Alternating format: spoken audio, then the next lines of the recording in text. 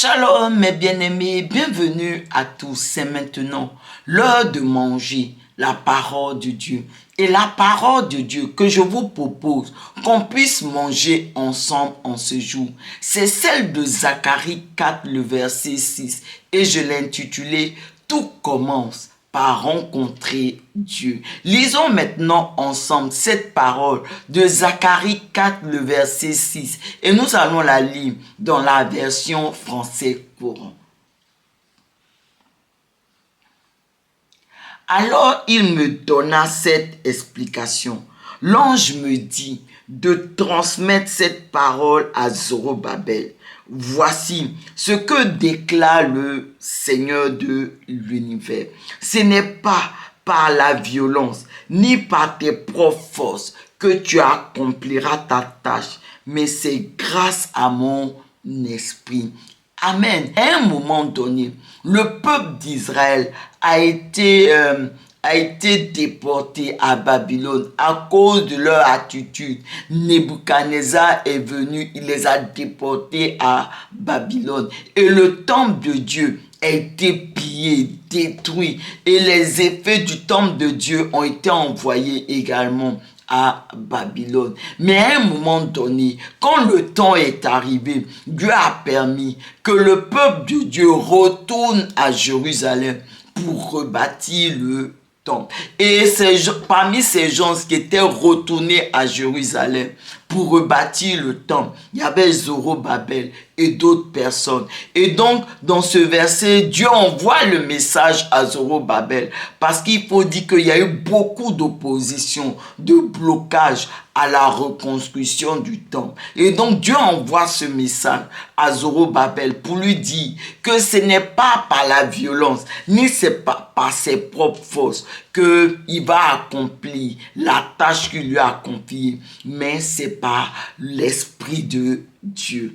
Amen. Pour dire que véritablement, il devait faire confiance à Dieu. Il devait fixer Zorobabel et tous les autres Juifs qui étaient en train de rebâtir le temple. Il devait faire confiance à Dieu. Il devait avoir les yeux fixés sur Dieu. Et donc, ce passage, ce que Dieu a donné à Zorobabel, cela nous concerne aussi. Parce que tout comme Zorobabel, nous également, Dieu nous a confié une mission. Mais cette mission que Dieu nous a confiée, ce n'est pas par la violence, ni par nos propres forces que nous allons pouvoir l'accomplir. Non, mais c'est par le Saint-Esprit, par l'Esprit de Dieu.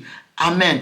On comprend alors que véritablement, pour accomplir la mission que Dieu nous a confiée, nous avons besoin, nous devons rencontrer Dieu. Et mes bien-aimés, il ne s'agit pas d'une simple rencontre, non, mais il s'agit d'une rencontre où Dieu lui-même, l'Esprit de Dieu, vient habiter en nous. Et donc, pour que cette rencontre où Dieu lui-même, il vient habiter en nous, puisse se produire, cela passe. Il y a un élément qui permet que cela arrive, c'est le service de Dieu. C'est servir Dieu qui déclenche la venue de Dieu au milieu de son peuple. Et on le voit avec le peuple d'Israël à la sortie d'Égypte. Parce que quand ils sont sortis d'Égypte, Dieu a dit à Moïse que tu fais sortir le peuple d'Égypte et tu l'envoies sur cette montagne. En parlant de la montagne du Sinaï, et où Moïse lui-même avait rencontré Dieu. Et sur cette montagne, le peuple devait aussi servir Dieu. Pour dire quoi? Que c'est le fait de servir Dieu qui déclenche la venue de Dieu au milieu de son peuple. Et dans le livre d'Exode toujours, dans Exode 25, le verset 8, Dieu dit en parlant à son peuple, il dit, vous me ferez un sanctuaire et j'habiterai au milieu de vous. Le sanctuaire, c'est un lieu saint. C'est la maison de Dieu. C'est le lieu saint. Donc, on voit que c'est que lorsque le peuple va bâtir, va faire ce sanctuaire, que Dieu va venir habiter au milieu de son peuple. Donc, on comprend que servir Dieu, en réalité, c'est faire un sanctuaire à Dieu, un sanctuaire où Dieu lui-même va venir habiter au milieu de son peuple, en chacun d'entre nous. Donc, véritablement, mes bien-aimés, c'est le fait de servir Dieu qui déclenche la rencontre avec Dieu. Amen. Maintenant, regardons un peu le lieu de cette rencontre. Parce que la Bible nous montre très clairement que la maison de Dieu, le temple de Dieu, le sanctuaire, là où Dieu vient habiter, cet endroit-là, en fait, il se trouve, il s'élève, il se dresse sur un lieu élevé, sur la montagne de l'Éternel. Donc, ce que j'essaie de dire, c'est que le service de Dieu, en réalité, cela nous élève, cela nous emmène vers des lieux élevés, cela nous emmène vers la montagne de l'Éternel. Et c'est là, à ce niveau-là, sur le lieu élevé, sur la montagne de Dieu, que se fait la rencontre avec Dieu. Souvenez-vous de Moïse. Moïse a rencontré Dieu pour la première fois sur la montagne de Sinaï. Non pas parce qu'il était en train de faire paître les brebis de son beau-père Jéthro, non, mais parce que durant les 40 années que Moïse a fait sur son beau-père Jéthro, ces 40 années en réalité ont été pour Moïse 40 années de recherche de Dieu, de désir de Dieu, de soupir intense de Dieu, de service de Dieu, de sorte que véritablement, ces 40 années de recherche, de service, de soupir de Dieu ont propulsé Moïse sur cette montagne, la montagne de Sinaï. Et sur cette montagne de Sinaï, Dieu a visité Moïse. Il a visité Moïse sous la forme du buisson ardent. Le buisson ardent qui brûlait sans jamais se consumer. Et ce feu qui brûlait ce buisson sans jamais le consumer, c'est ce même feu-là qui brûlait, que Moïse a reçu et qui brûlait au-dedans de Moïse. Et ce même feu que Moïse a reçu et qui brûlait en lui était en réalité la capacité d'accomplir sa mission que Dieu lui a confiée, que Dieu lui a donnée.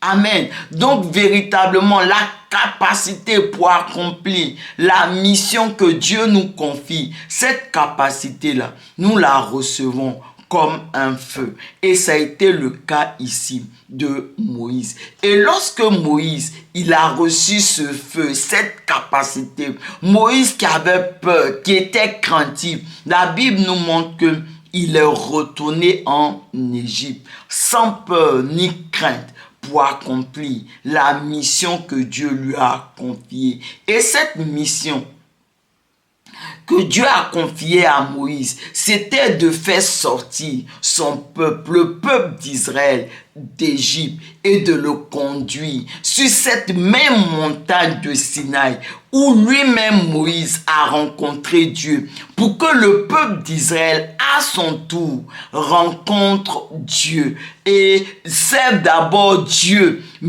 et ensuite rencontre Dieu, puisque c'est le service de Dieu qui nous permet de rencontrer Dieu. C'est le service de Dieu qui déclenche la venue de Dieu au milieu de son peuple. Donc Moïse devait conduire le peuple là, sur cette montagne de Sinaï, afin que le peuple serve l'Éternel des armées et le peuple bâtisse un sanctuaire à Dieu, serve l'Éternel en bâtissant un sanctuaire à Dieu, et qu'en le faisant ainsi, il déclenche la venue de Dieu au milieu d'eux, et que Dieu rencontre son peuple, et que Dieu également, comme il a fait avec Moïse, il communique à son peuple la capacité d'accomplir leur mission, c'est-à-dire la mission du peuple d'Israël, c'était de posséder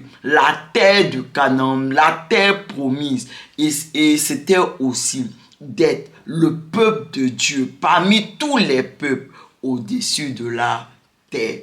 Amen. Et c'est ce même peu, j'ai envie de dire, que les 120 disciples dans la nouvelle alliance ont également reçu pour accomplir la mission que Jésus leur avait confiée. Souvenez-vous, dans le livre de Actes 1, le verset 8, Jésus dit à ses disciples, il leur a demandé de rester à Jérusalem parce qu'il dit, vous recevrez une puissance, le Saint-Esprit survenant sur vous et vous serez mes témoins. D'abord à Jérusalem, en Samarie, en Judée, puis partout dans les nations, jusqu'aux extrémités de la terre. Et lorsque Jésus est monté vers Dieu son Père, les 120 disciples sont allés se réunir dans la chambre haute.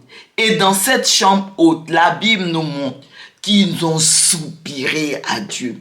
Ils ont crié à Dieu. Ils ont désiré Dieu. Dans cette chambre haute, ils ont servi Dieu. Ils étaient en train de bâtir. Ils ont bâti un sanctuaire, le sanctuaire, la maison, le lieu saint, pour que Dieu vienne habiter au milieu d'eux. Ils ont appelé, ils ont déclenché la venue de Dieu au milieu d'eux. Et la Bible dit que Dieu les a visités. L'Esprit de Dieu les a visités et il les a visités sous la forme de langues de feu. Et ce feu, ces langues de feu que les 120 disciples ont reçues, en réalité, tout comme avec Moïse, c'était la capacité d'accomplir et de réussir la mission que Dieu leur avait donnée, à savoir faire de toutes les nations des disciples de Jésus-Christ.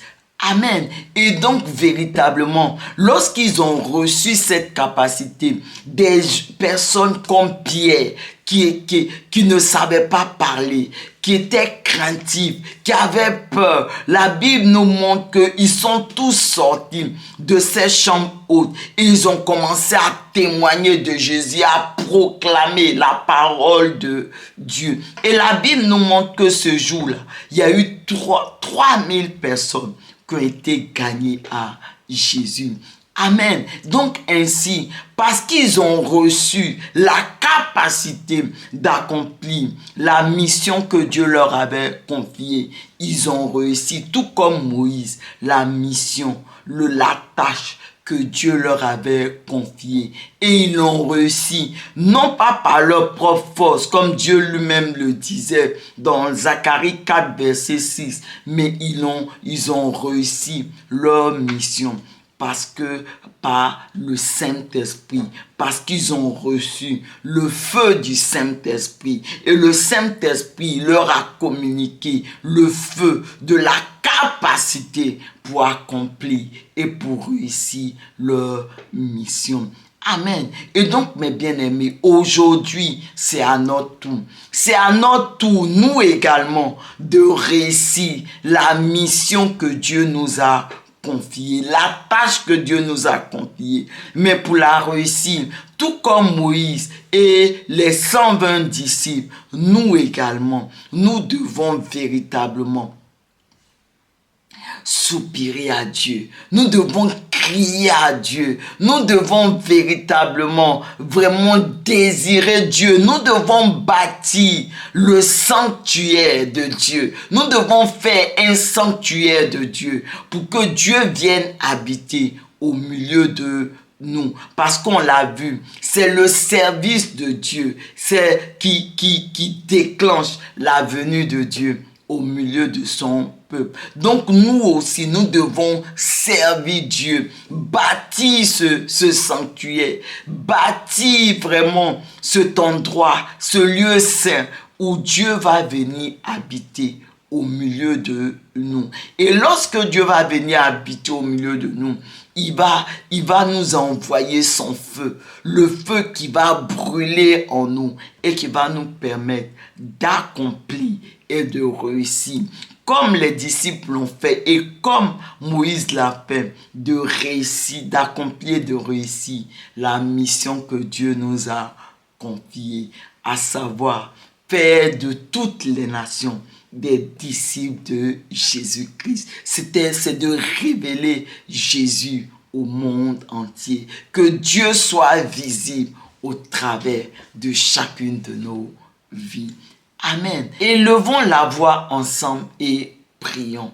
Merci Seigneur pour la mission, pour la tâche que tu me confies, à savoir faire de toutes les nations tes disciples. C'est de te révéler au monde. Et alors que je te prie, au nom de Jésus, Seigneur, fortifie-moi à te servir. Fortifie-moi à te bâtir, Seigneur, ce temple, ce sanctuaire, ce lieu saint que tu désires, afin que tu viennes habiter au-dedans de moi. Seigneur, fortifie-moi à soupirer à toi, à désirer, à te désirer, et que véritablement ces soupirs, ce désir, ce service, Seigneur, déclenche ta venue au milieu de moi, et que véritablement, Seigneur, que lorsque tu viens, Seigneur,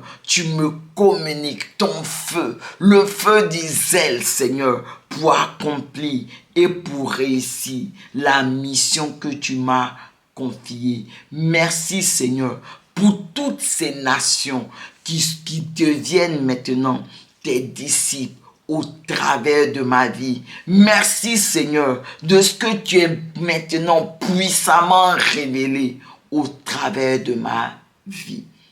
Amen.